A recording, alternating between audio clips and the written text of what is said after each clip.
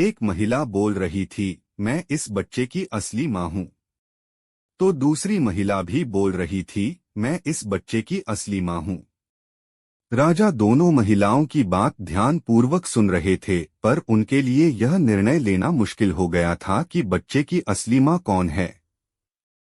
फिर शहंशाह अकबर परेशान हो गए और अपने सिर पर हाथ रखकर सोचने लगे कि आखिर इस बच्चे की असली माँ कौन है।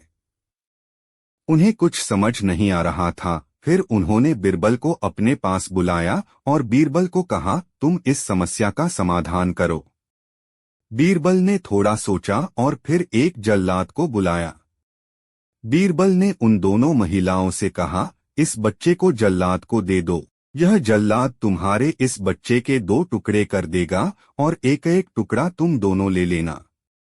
यह बात सुनते ही एक महिलाएं बहुत जोर से रोने लगी। उस महिला ने रोते रोते कहा, मुझे बच्चा नहीं चाहिए, इस बच्चे का 2 टुकड़े मत करो, यह बच्चा आप दूसरी महिलाओं को दे दो।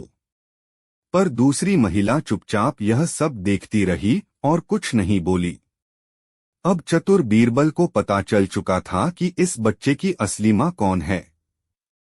बीरबल ने इस बच्चे को उस रोती हुई महिला को सौंप दिया, जिसने बच्चे को 2 टुकड़े करने से मना किया था, और दूसरी महिला को जेल में भेज दिया।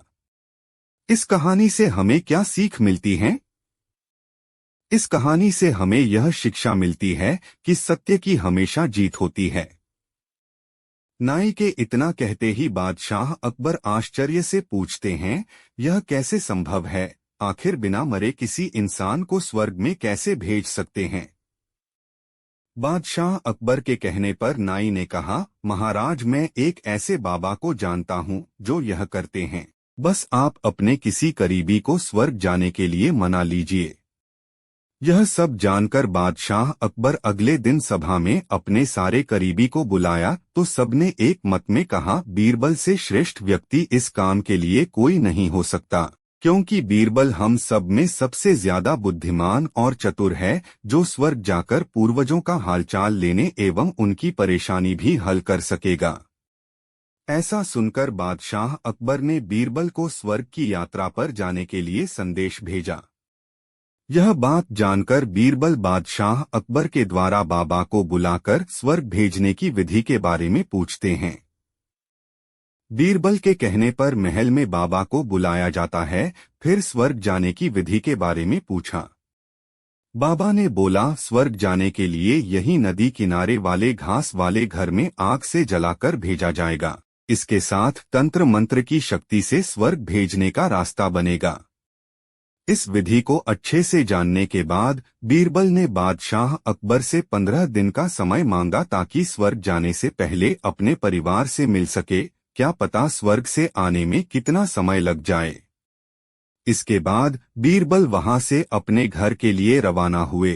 ठीक 15 दिन बाद बीरबल स्वर्ग जाने के लिए बादशाह अकबर के सामने हाजिर होते हैं। बाबा को बुलाया जाता है और बीरबल को स्वर्ग भेजने की तैयारी की जाती है।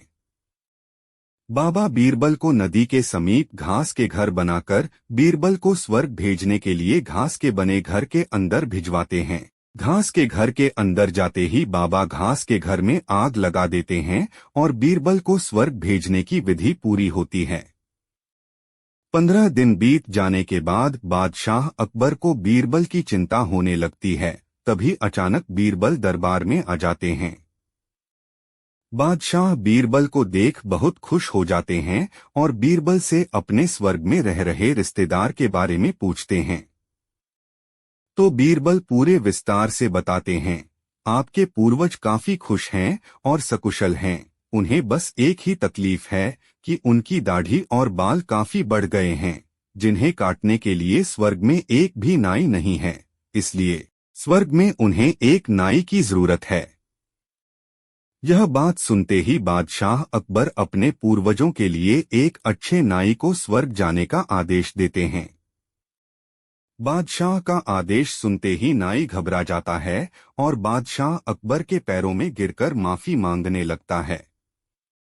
नाई बादशाह से बोला, यह सारी षड्यंत्र मैंने वजीर अब्दुल्लाह के आदेश पर किया था। यह षड्यंत्र वजीर अब्दुल्लाह ने रची थी। अब बादशाह अकबर के सामने सारी सच्चाई आ गई। ये सब जानने के बाद बादशाह अकबर ने वजीर अब्दुल्लाह और नाई को दंड देने का आदेश दिया। बादशाह ने पूछा, बीरबल तुम्हें यह सच्चाई का पता कब हुआ और बीरबल तुम घास वाले घर से और आग से कैसे बच निकले? तब बीरबल बताते हैं, आग के घर में जाने की बात सुनकर मुझे इस साजिश का अंदाजा हो गया था। इसी वजह से मैंने 15 दिन का समय मांगा ताकि उन 15 दिनों में मैंने उस घास के घर वाले स्थान के नीचे से अपने घर तक का एक सुरंग बनवा लिया था। उस सुरंग के कारण ही मैं वहां से बचकर निकला। बीरबल की सारी बात सुनकर बादशाह बहुत प्रसन्न हुए और बोले, वाह बीरबल वाह, तुमने तो एक बार फिर मेरा दिल जीत लिया। इस कहानी से हमें क्या सीख मिलती है? कोई भी परेशानी क्यों ना आए, सभी का हल आसानी से निकाला जा सकता है।